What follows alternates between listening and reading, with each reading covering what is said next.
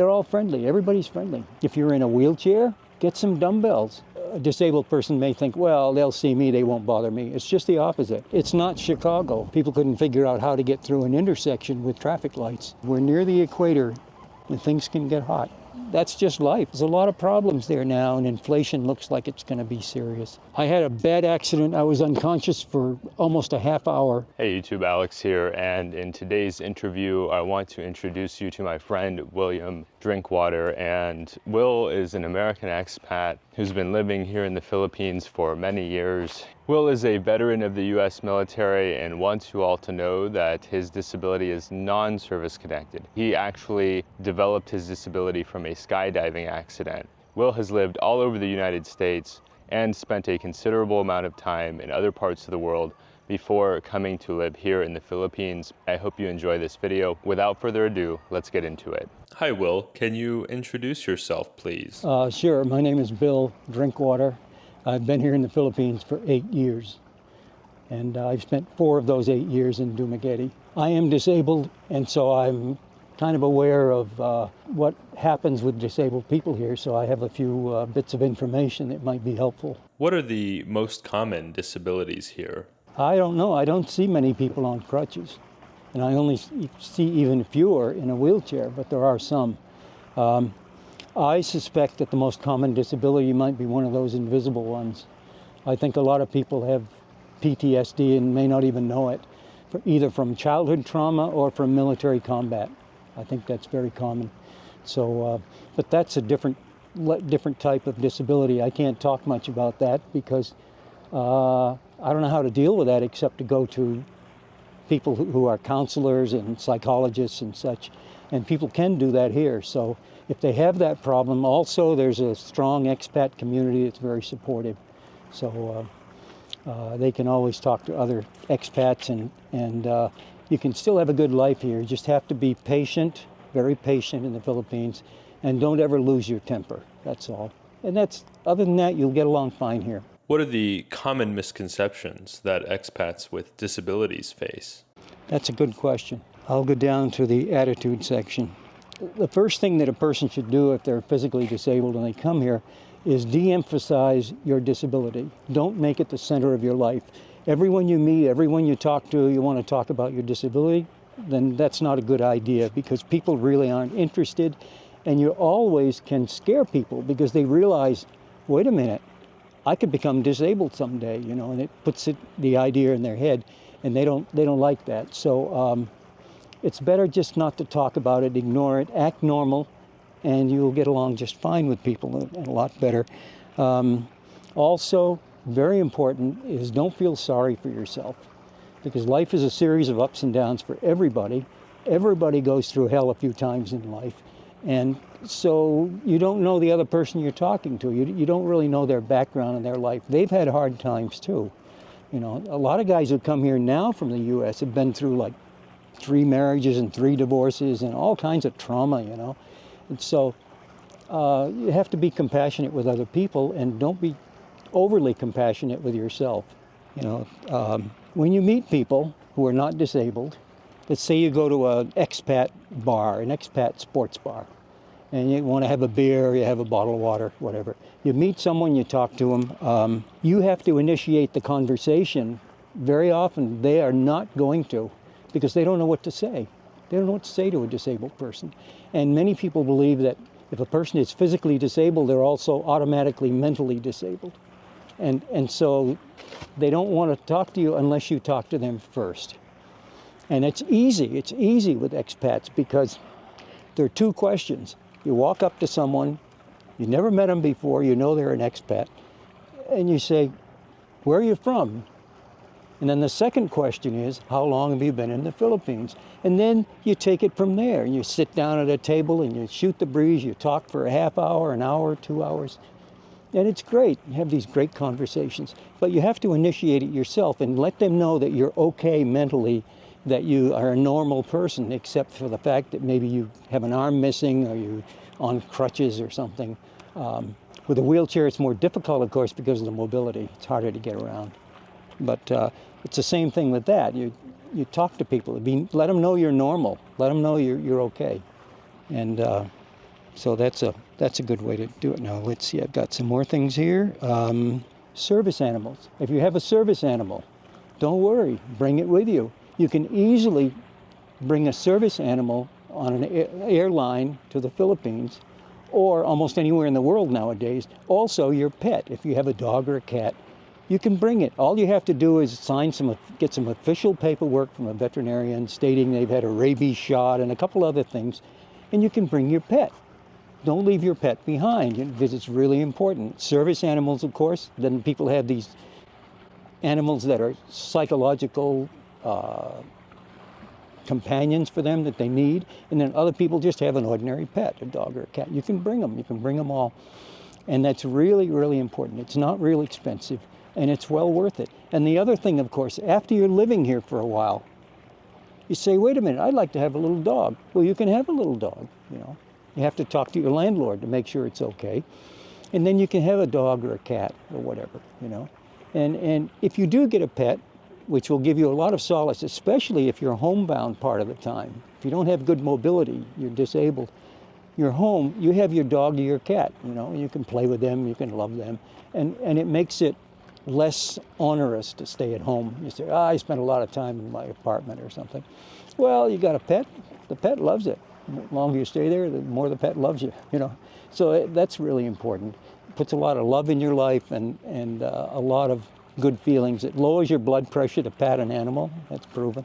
So it's really good. Also, a very important thing is to stay humble.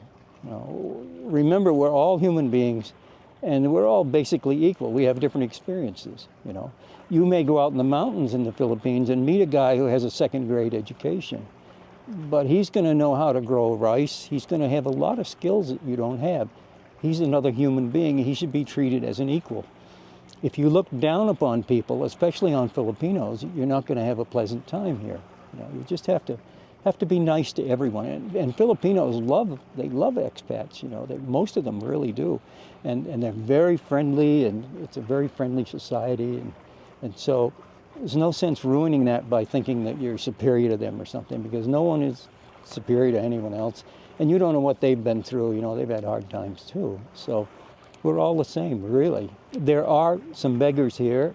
A disabled person may think, well, they'll see me, they won't bother me. It's just the opposite. They'll come after you, they'll see you as vulnerable, and they'll want to get some change from you. Well, that's up to you, whatever you want to do. I have evolved to the point where when I go somewhere, if there are any beggars around, I'm like a magnet. They come right to me. That's because I usually don't have a Filipina with me. If you have a Filipina with you, she wards them off and protects you from everything. But they come to me. My criteria is, if they're in the same shape I'm in, or worse, then I'll give them 100 pesos. You know, I'll be generous with them. But if it's a 30-year-old guy who comes running up to me and sticks his hand out and you know, demands money, I don't owe him anything. You know, he's in better shape than I am. I have no reason to do anything. So that's my criteria. Everyone should have their own criteria. I used to give money to, you know, change to all the beggars, but you can't do that because next time you go to that location, there's more. If a 30-year-old guy comes running up to me, he's in great shape and he demands money, I don't owe him anything. You know, I worked hard for my money. But someone's like me, I'm happy to help them. Very generous. If we're looking at health, the first thing I would recommend, and not many people think of this, the sunlight is very, very bright here because it's coming almost straight down from the sun. We're almost on the equator. You got to have good sunglasses.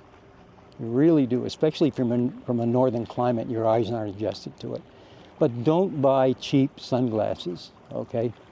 Make sure the sunglasses you buy are UVA and UVB protected. That means ultraviolet light is prevented from getting through the sunglasses into your eyes.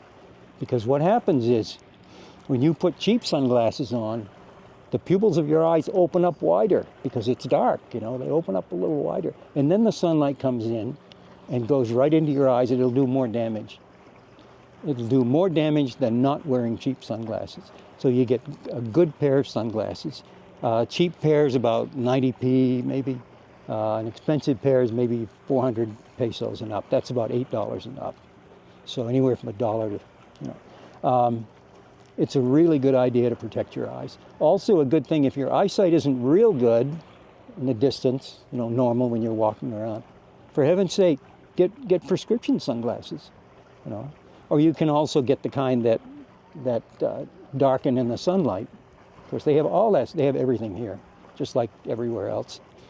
So, but it's important to have good sunglasses. And you can say, oh, this one is polarized. This is a good one. Well, you need the UVA and UVB protection. Don't worry about the polarization. You can get that or not. But that's not as important. So, another thing is PhilHealth. We have PhilHealth here. This is a system that whenever you are an inpatient in the hospital, it'll pay part of your bill. It's kind of a mystery how much they pay, but they do pay some. I had a colonoscopy a month ago. The hospital charged 16,000 pesos, which is what, $320 about. They paid half of it. They paid 8,000 pesos. That's pretty good. It costs an expat about, 16,000 a year? Something like that.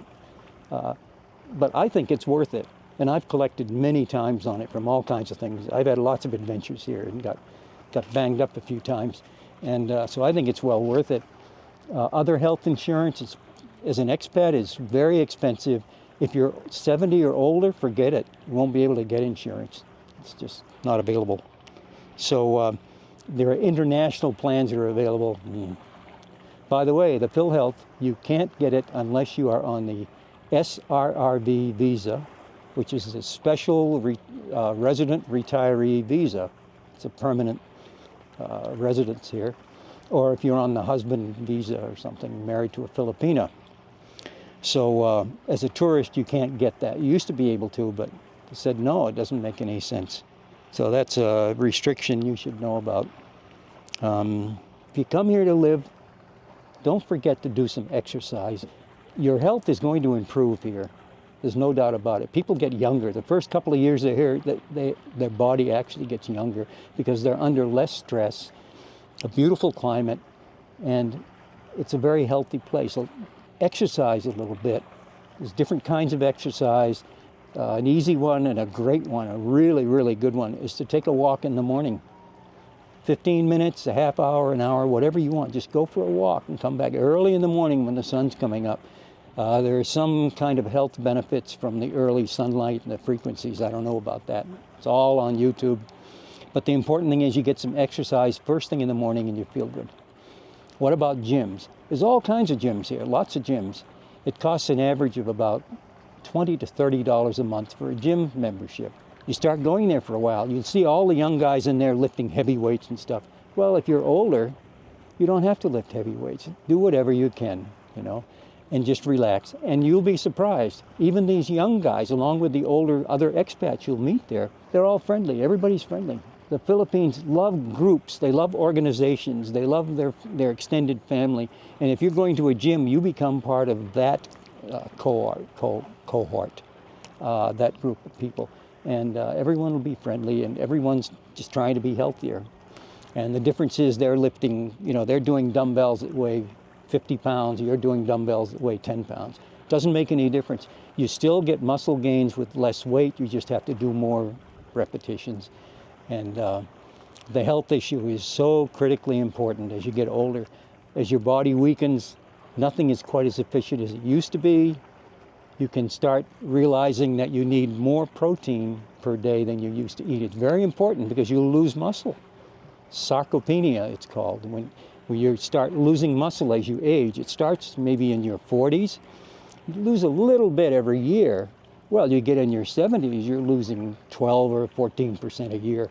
And so what happens is you get skinny arms, and you get skinny legs.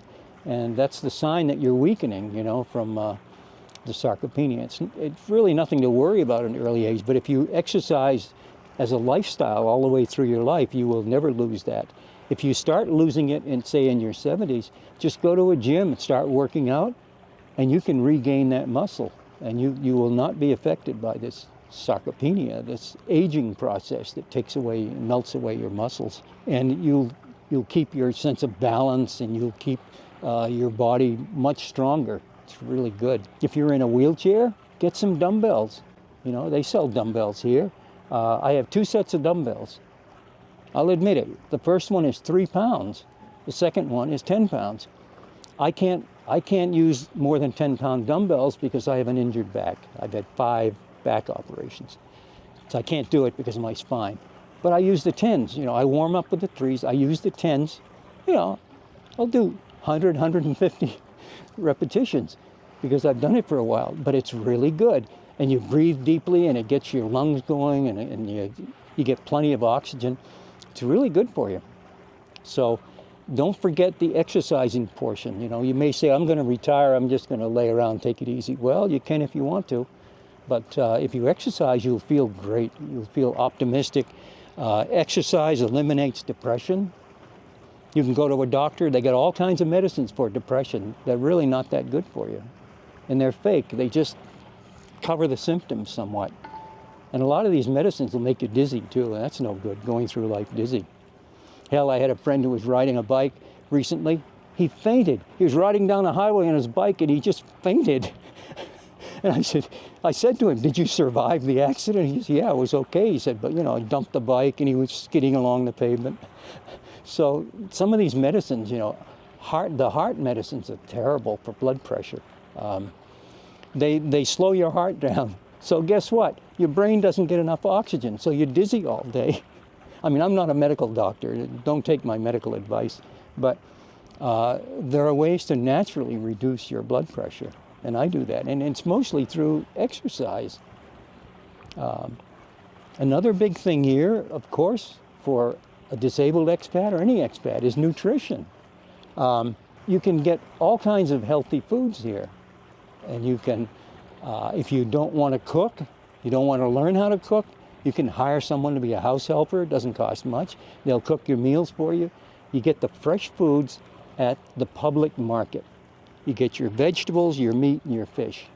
If you go to the supermarket, you should remember that about 70% or more of the foods in the supermarket are processed. They have all kinds of chemicals in them. They're not good for you.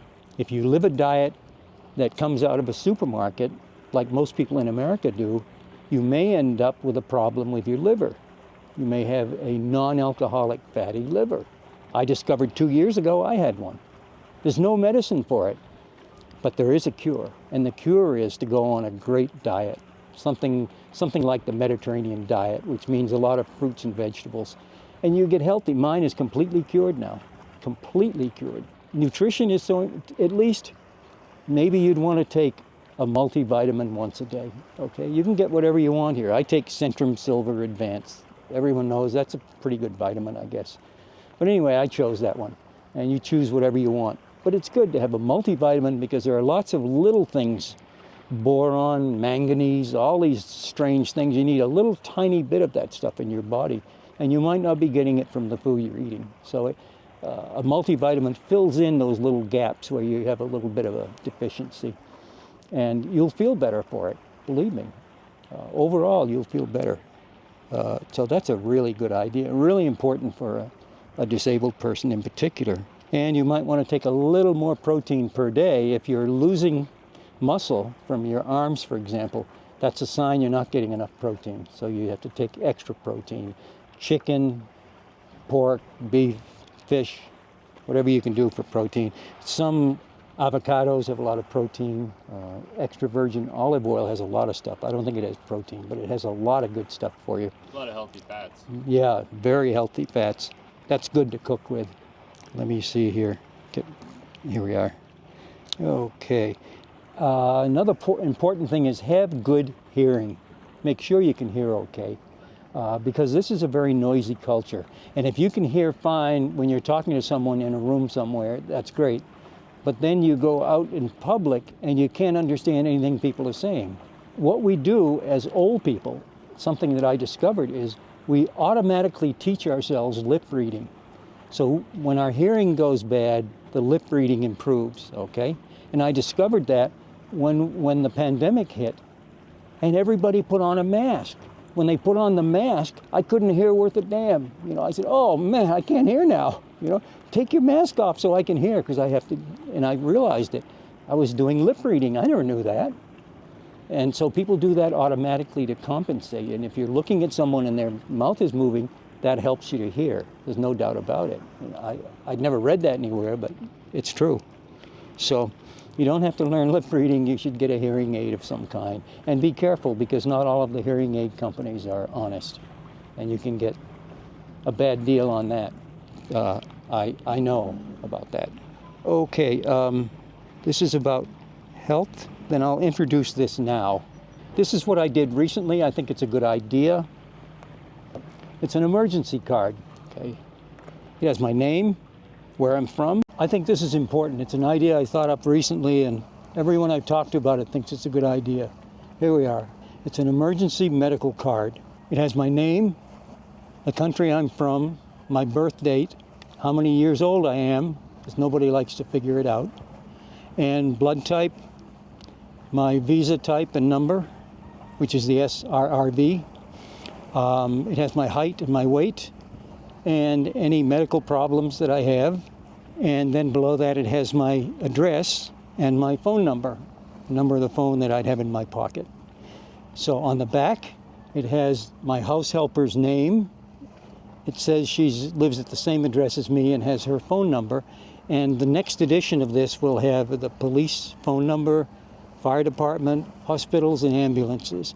And the card will also be smaller next time. So all I did was I typed this information on the front out, and a few spaces down I typed the information for the back. I put that on a thumb drive. I took it to a printer, and all of the printers here will print what you want, but they also have plastic lamination. So they take the information, they put it in a machine between two pieces of plastic, and they melt them together, and you get this really sturdy card. You put it in, and the next edition also will be smaller than this. And you put this card in your pocket, and if you fall down on the sidewalk, you're unconscious, nobody knows what's wrong with you, they will find this in your pocket. They'll get your basic medical information at the hospital. If, say, a Filipina is with you, say a girlfriend or a wife, they're not going to know all of this information, especially in a medical emergency. You know, they'll say, what's his blood type? Oh my God, I don't know, what's wrong with him, you know, that sort of thing. So this is a good idea, I think. So I've shown this to some people, they all like it, they're all going to do it.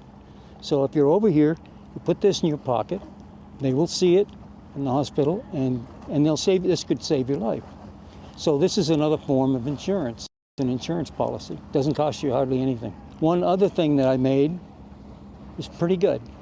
In the Philippines, according to the government, you're not eligible to get your PWD discount on food and everything else you do because you're not a citizen. Well, therefore, you don't have any kind of information that says you're disabled. You don't have the ID card, you don't have anything on your phone. And so if you're on a vehicle like I am, on a motorcycle, you can have a hanger. They don't have vehicle hangers here. When I'm from the state of Maine in the US, they had car hangers. A handicapped or PWD, person with a disability, car hanger in the state I came from is much longer. This is only about 2/3 the size of it. But it's a good idea. It has the basic logo so you know PWD. Then it has a motorcycle. Because not only do they not have car hangers, I don't know anywhere that has hangers for disabled people on a motorcycle. So I made this. And maybe the most important part of it is what makes it really legal and the authorities would really like it. At the bottom, it has my name, and it says, for exclusive use by. Because if you have one of these hangers, no one else is supposed to use it. No one's going to borrow my motorcycle and use this because it's illegal. They're not disabled. So the same thing. I made these from images on the internet.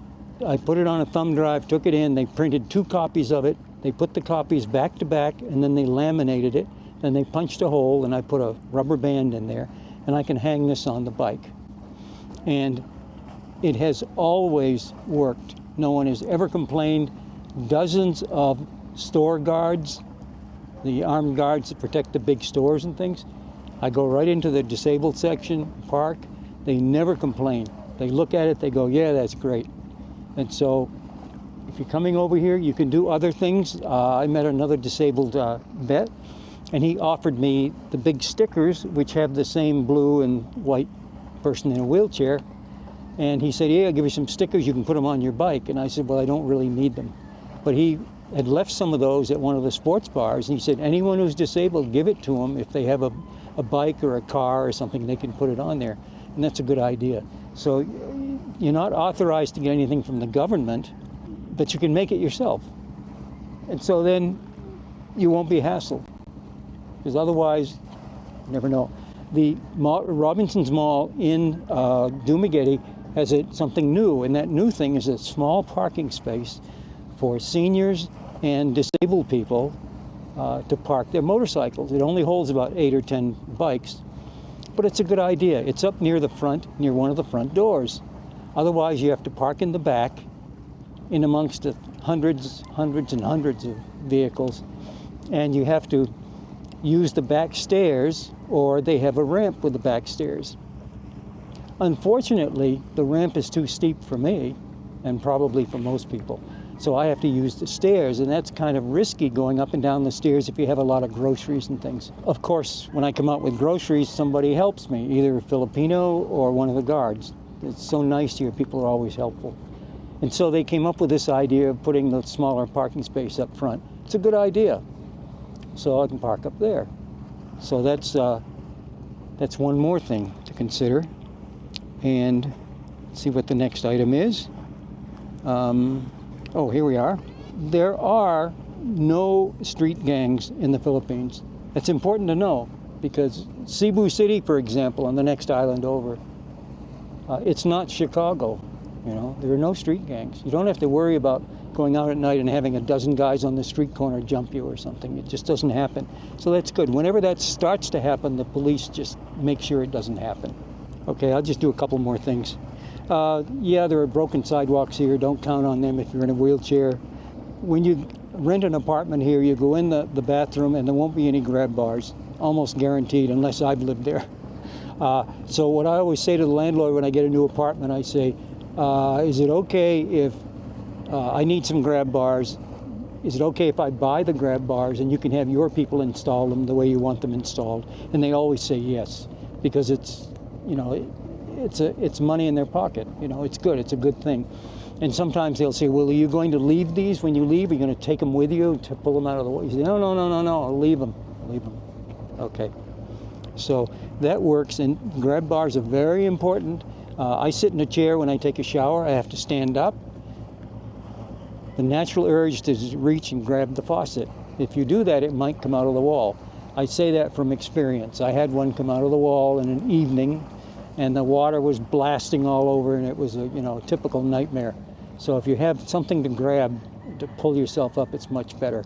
Actually, even if you're not disabled, it's a good idea to have grab bars in the bathroom, because most of them have tile floors and tile walls. So they're hard as a rock, and if you fall down, you can break an arm or a leg or anything. So grab bars are a good idea. Now we get into the category of transportation.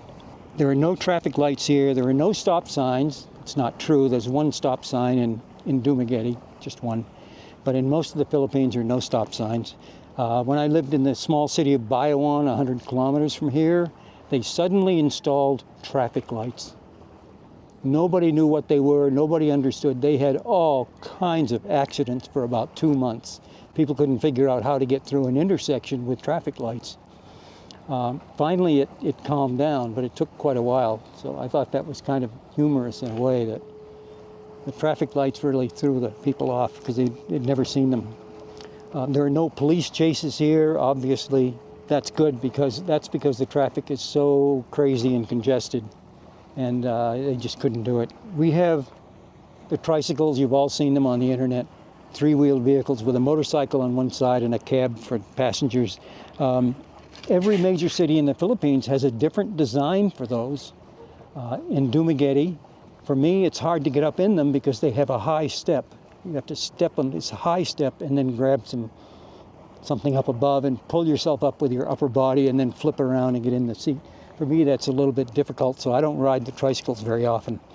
The jeepneys, well, they're a small van with an open small back doorway, and so it's very difficult for disabled people to get in there, but there's a law about that. If you're disabled, you walk up and get in the cab.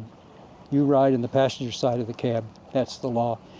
If the driver has his wife in there, then I guess you can't take that particular one. Riding, let's see what else we have here. You can choose to ride a motorcycle or a scooter if you want to. If you buy a car, you're going to have unbelievable difficulty trying to find a parking space. And so if you want to ride a bike, you can do that, but you have to be careful. This traffic system is different here. It's a different way of thinking about traffic. And basically, you have to be on your best behavior all the time. You have to be aware of everything going on all the way around you, seriously. Because you will have cars, motorcycles, dogs, people coming at you from all directions. And the big surprise is something called counterflow. It's not legal. You're going down the highway and all of a sudden someone's coming at you right in your head on in your lane. And you have to deal with that sort of thing. And it happens fairly frequently. So it's different. Expats say it takes about a year to get used to the traffic here. It took me a year and a half, actually. If you're comfortable riding motorcycles and you can shift gears in them without thinking about it, you can ride a motorcycle here. If you have to think about shifting the motorcycle, you're going to have an accident, because that will distract you from the traffic and you have to be aware of everything instantly in the traffic. So the scooter is what Honda sometimes calls an automatic motorcycle. The same thing as a motorcycle, same size, same CCs, everything, but they only have stop, go, a horn, and a turn signal, okay? Your feet don't do anything. You don't have to worry about it. You don't have to think. And they work beautifully, and that's the way to go. If you come here on vacation and you're determined to drive on the streets, then rent a scooter. You know, I don't recommend renting a bike. But it's safe. I talked to a guy recently, another expat in his mid-70s. He said, I've been riding a bike here for 2 years. I've never had an accident. And then he said, and I've never driven over 40 kilometers an hour. So there you are. And I don't know what that is, 25 miles an hour or something. But that's good. In the city, you'd never have to drive over 40 kilometers an hour. Because of that, that includes some of the new electric vehicles that are on the market here. There's some little four-wheeled electrics. There are other three-wheeled vehicles. There are lots of them. The venerable tuk-tuk from India, it's been on the market for about 70 years. They've perfected those. There are dealerships here for those. Peugeot has another one just like it, one wheel in the front, two in the back. Those things are reliable. They're great. They have power. They're about 175 cc's. For the motorcycles and the scooters, you only need 125 to 150. You never need more than that to get around. Even on these smaller bikes like that, when I had a 125, I drove all the way around this island, the periphery of this island. It took 2 weeks. It was great. No problem at all riding the bike. So, okay. Let's see what else we have here. One more topic, okay? Climate. In the rainy season, it rains a lot. Actually, if your apartment floods and you're evacuated to somewhere like a gymnasium, there'll be hundreds of people. It's really fun. I had to do that in Biawan, and I met all kinds of local people, and it was an adventure, you know. I would have stayed home otherwise for the day. So I ended up going, and so some of these things aren't too serious. That was a typhoon that hit us. It did a lot of damage in the city. It flooded the city. But for me, it was an adventure. I guess I have a positive attitude. The rain is okay. You can survive it, don't worry. The heat is a different consideration. The heat is not only hot, but it's high humidity. And I came from the state of Maine with snow and ice and all that stuff, 30 below zero in the winter, Fahrenheit. It's okay. I adapted to the heat. Didn't take too long. And most of your time anyway as an expat, you're going to be in an air-conditioned apartment, or you're going to be in the mall that's air-conditioned, or some other building where it's air-conditioned. If you're out riding a bike in the heat, that's air conditioning. The faster you ride the bike, the faster the air blows on you and cools you off. So the heat, you can deal with the heat. Sometimes there's an extremely hot day, and on those days you can tell, not only from the heat, but because Filipinos all around you, everybody, all the Filipinos will be complaining about the heat. And the expats won't be. And I think that's because they feel happy to be here and lucky to be here. So they don't complain so much. But on the really hot days, you hear people complaining. But you spend a really hot day, and then the next day it's a little bit hot the next day. By then, you're wiped out, you're exhausted. You really feel completely depleted. And what you've done is you have sweated and you have peed out your electrolytes. They're water-soluble electrolytes. You need to replace those. There's two ways to do that. One way is to go to the hospital and get an IV, because if you are taken to the hospital for dehydration, you get an IV with the salts in it.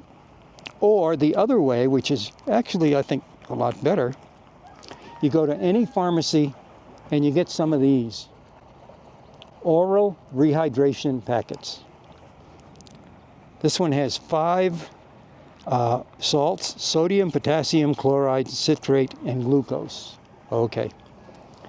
Take this fine powder, you put it in a glass of water and you drink it, or you take half of it and drink it, whatever you want. It says on the back, this is as good as an IV, and it doesn't cost you as much. These are about 10 or 15 pesos. So it's 30 cents, 40 cents for one of these. You can buy as many as you want. It's no problem. You don't need a prescription or anything. This is a great idea that most expats don't know about. The other thing you can do, of course, is you can go to a store and you can get a Gatorade, or you can get, they have one here from Japan. It's called Pocari Sweet. They pronounce it sweet, but it's spelled S-W-E-A-T. So I don't drink that stuff. But anyway, the Gatorade has food coloring, and some of it has sugar and different things in it. You get this stuff, you don't get all that bad stuff. You just get the good stuff. And it's a lot cheaper. Oh, yeah. What is a bottle of Gatorade? 65p or something? It adds up. That's 130 something, 130 cents. And these things are very inexpensive. And they're great. And they have some that are flavored. These are unflavored. You get the flavored ones, then you're getting the food coloring again. And you don't really need it. Or they say, oh, it's got well, you get the flavoring too, which is usually artificial and some more chemicals. So just get the unflavored ones. And you take this stuff, and an hour later you'll feel like you're a new person.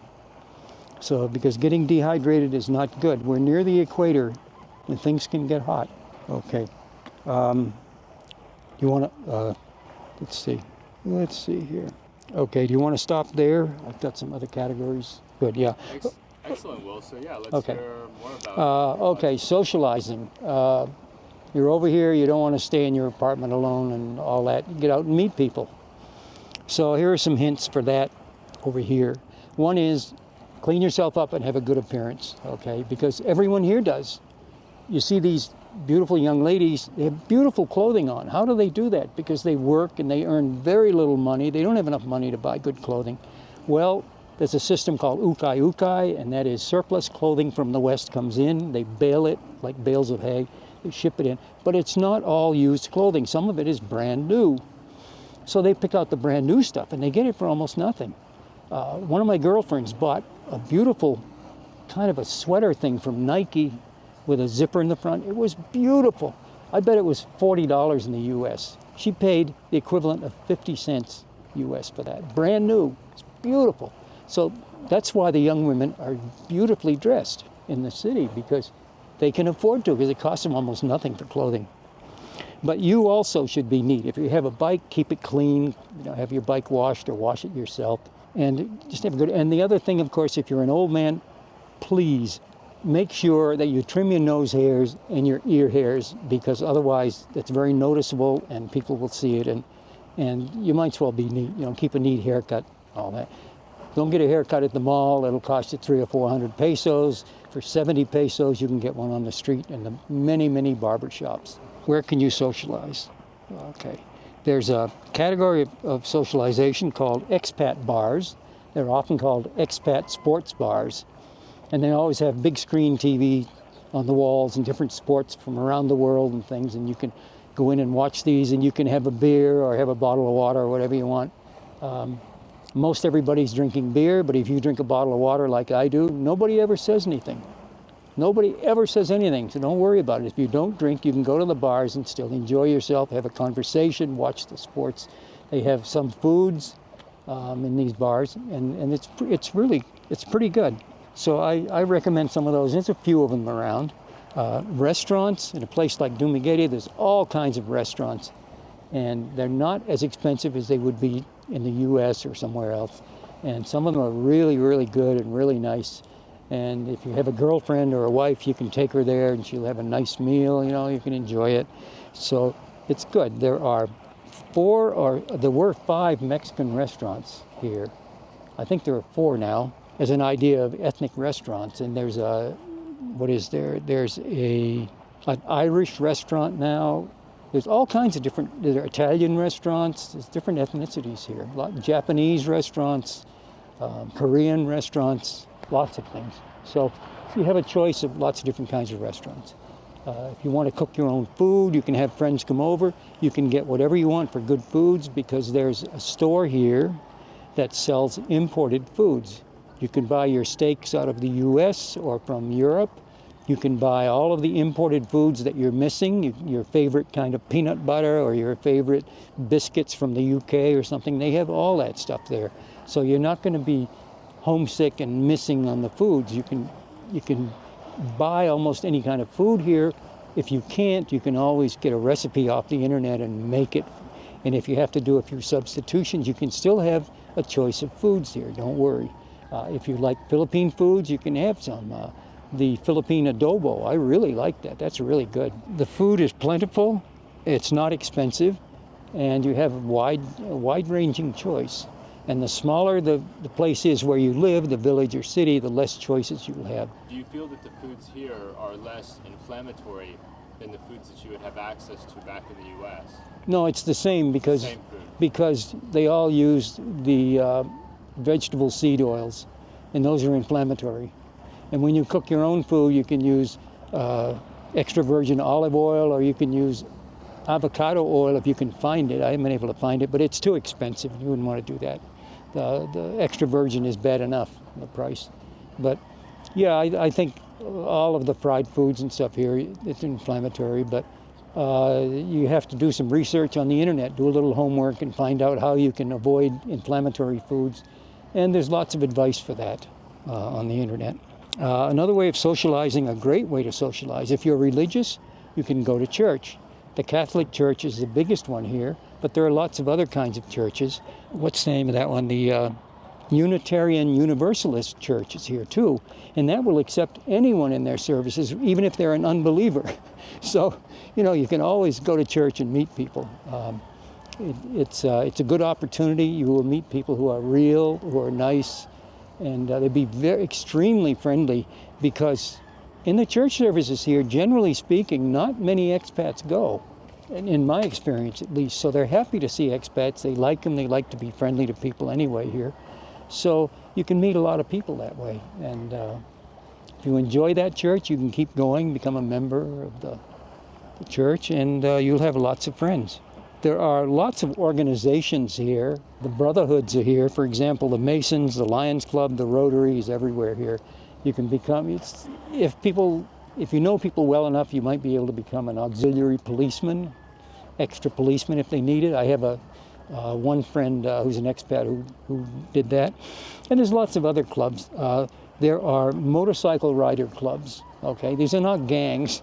They're organizations where guys like to ride their bikes. Some of them are specific to one brand, and others are just generic, and you can join, and then they go on little rides around. Maybe you go 30 or 40 kilometers, no, not 30 or 40 miles in a day, 20 kilometers, and make a little trip for the day and see some tourist site or something. And you might have, 10 or 20 people doing that. Another one is bicycle clubs. There are a lot of bicycles here. And the kind of people who join the bicycle clubs have these carbon fiber framed bikes. There are bicycle shops here that sell the top of the line bikes.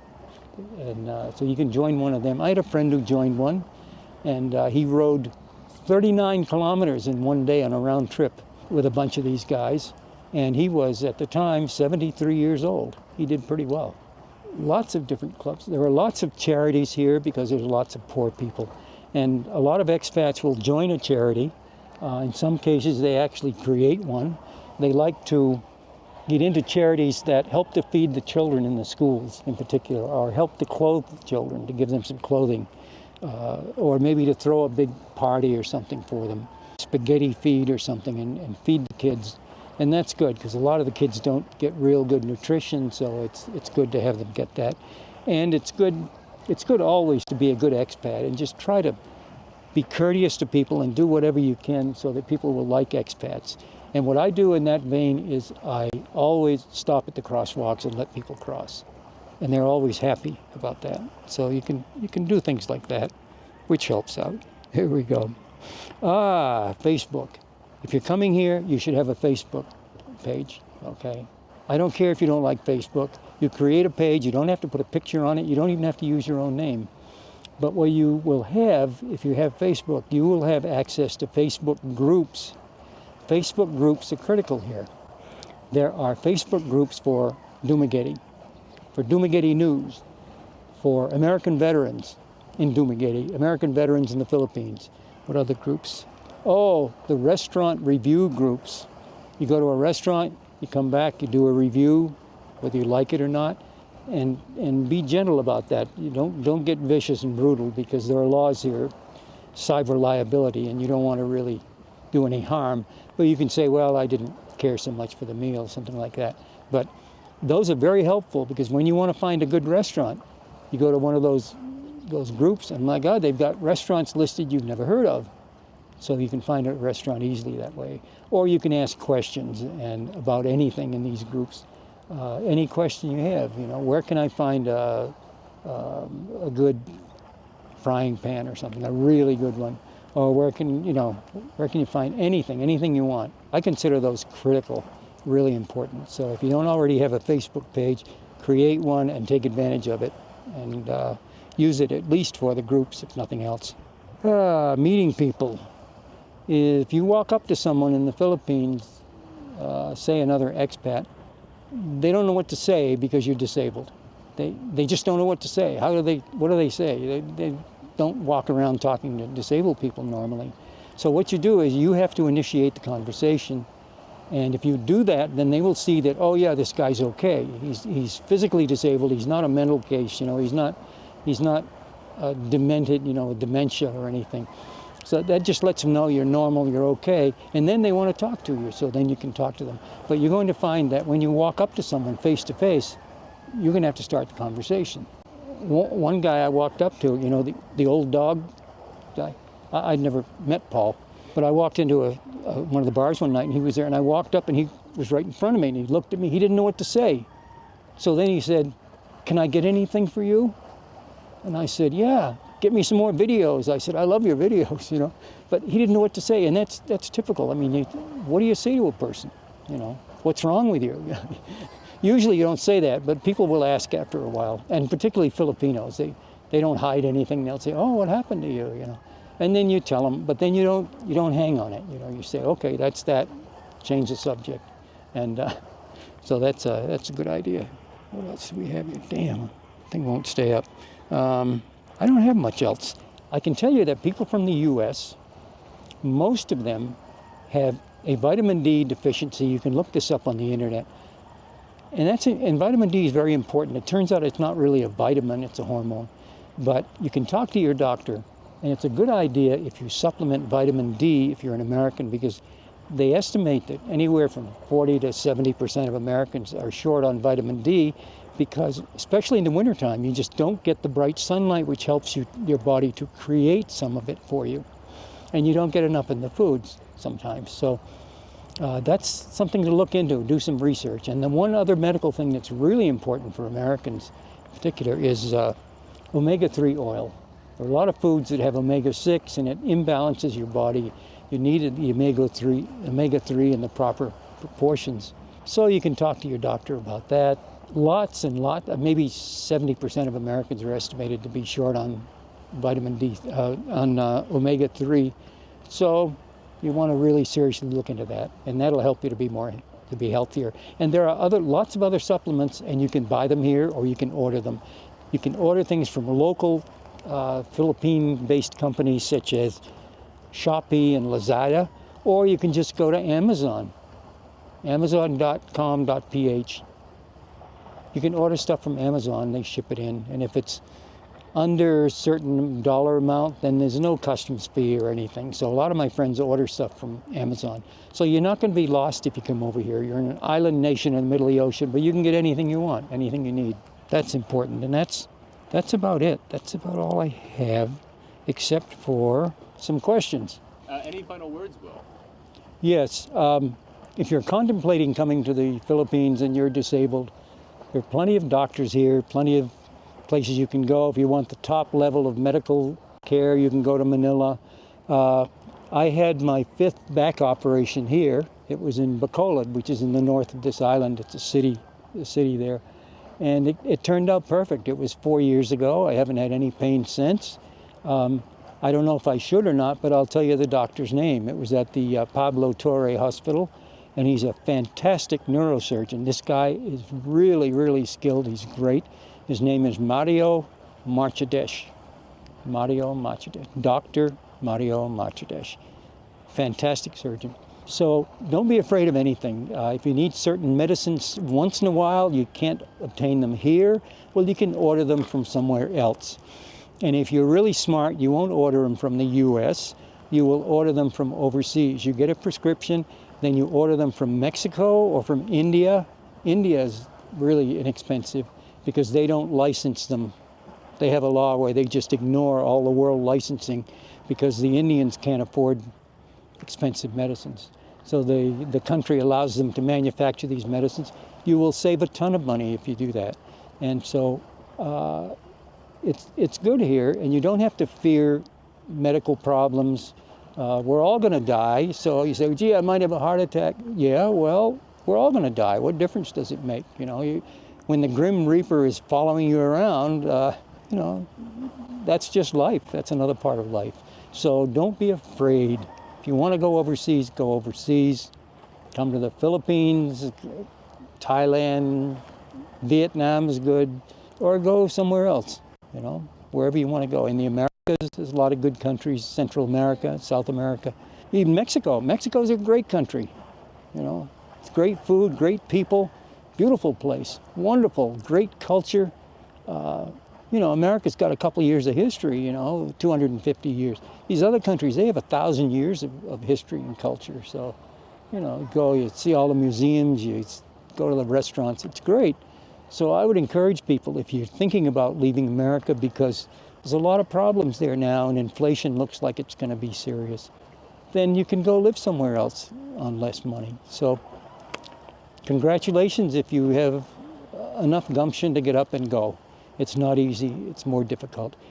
If you want to ride a bike, I ride a bike. The reason I do is because it's my freedom, and I'm all for freedom. I have my crutches on the bike. If you're in a wheelchair, you can buy a lightweight foldable wheelchair that you could just have a couple of pieces of twine or something and tie it on your bike, and you could ride around and just transfer to the wheelchair and you could go around yourself. You would have your freedom, you know, and I think freedom is the ultimate thing. So congratulations to anyone who thinks seriously about leaving. If your extended family discourages you, just ignore them because they've probably never been anywhere. And so outside the country. So just dare to live, dare to do things, dare to go and have adventures. If nothing else, you will have adventures.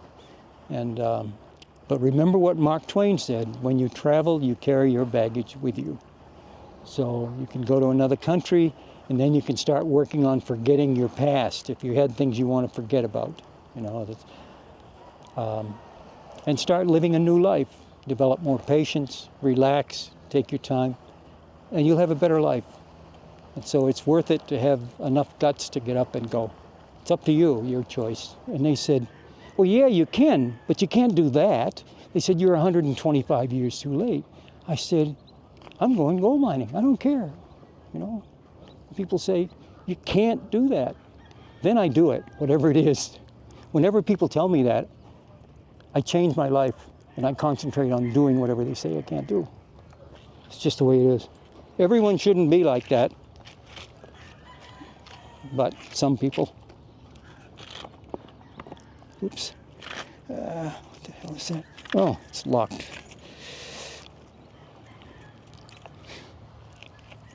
Yeah, this is, it's kind of dirty. I should have washed it or had it washed. And this is the Honda Click. Honda Click 150. The 125 is the standard for the industry. You want a really good bike that'll last forever. It'll go plenty fast enough. Fantastic. The Click 125. It's, I don't know how much it is now. I think 77,000, maybe more than that. 100,000 is $2,000.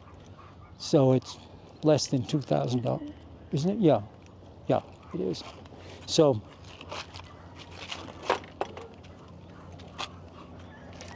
You're able to jet around town on this. no problem at all. Absolutely no problem. I'm used to the traffic. Actually, I drive a little faster than the average, and I do pass on the right and the left all the time. It's illegal to pass on the right. Everyone does it, so they can't stop them. I never ever get on the bike without a helmet on. And you want safety? Here's safety. I'll show you. This is safety, okay? You always buckle it under your chin. Always.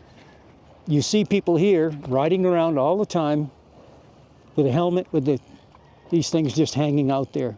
Because the first thing that happens in a motorcycle accident is the driver and the helmet are separated. It's the first thing that happens. And that means you're going to smash your head into the pavement. I had a bad accident. I was unconscious for almost a half hour here. I had a helmet on. Without the helmet, I wouldn't have lived through it.